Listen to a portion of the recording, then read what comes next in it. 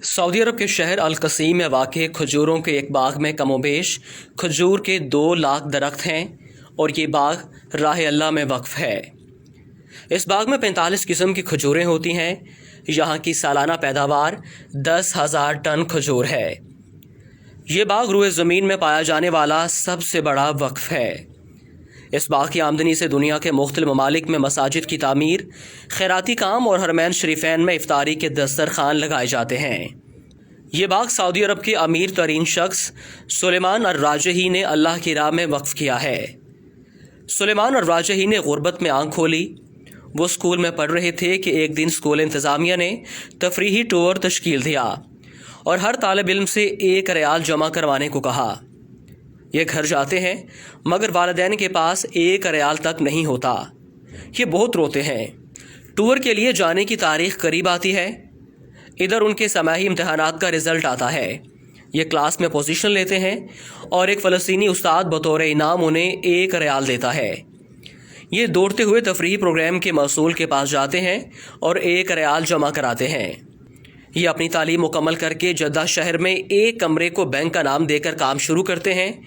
मुख्तसर अरसे में अर-राजही के नाम से बैंकों का एक जाल पूरे सऊदी अरब में फैल जाता है। सुलेमान अर-राजही अपने उस फ़लस्तीनी उस्ताद की तलाश में निकलते हैं। उस्ताद से मुलाकात होती है।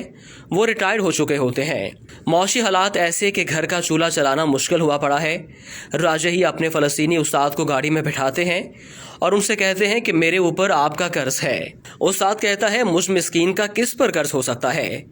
राजही अपने उस्ताद को याद कराते हैं कि सालों पहले आपने मुझे 1 रियाल इनाम दिया था। उस्ताद मुस्कुराता है कि आप अब वो 1 रियाल मुझे वापस करना चाहते हैं। राजही एक बंगले के सामने गाड़ी खड़ी करते हैं जिसके सामने एक बेशकीमत गाड़ी भी खड़ी है। राजही अपने उस्ताद से कहता है, ये बंगला और गाड़ी अब से आपके हैं। मजीद आपके तमाम अखराजात हमारे ज़िम्मे होंगे। फ़लस्तीनी उस्ताद की आंखों में आंसू भर आते हैं और वो कहते हैं कि ये आलीशान बंगला, ये महंगी गाड़ी, ये तो बहुत ज़्यादा है। राजही कहते हैं, इस वक्त आपकी जो खुशी है इससे बढ़कर मेरी खुशी का आलम था जब आपने मुझे 1 रियाल बतौर इनाम दिया था। ऐसे मोहसिन शनास इंसान को अल्लाह ज़ाया नहीं करता। सुलेमान अर-राजही ने 2010 में अपने बच्चों, बेगमात और अजीज़ो अकारब को बुलाकर अपनी दौलत उन सब में तकसीम कर दी और अपने हिस्से में जो कुछ आया वो सब वक्फ कर दिया। इस वक्त सुलेमान अर-राजही के वक्फ की मालियत 60 अरब रियाल से ज़्यादा है।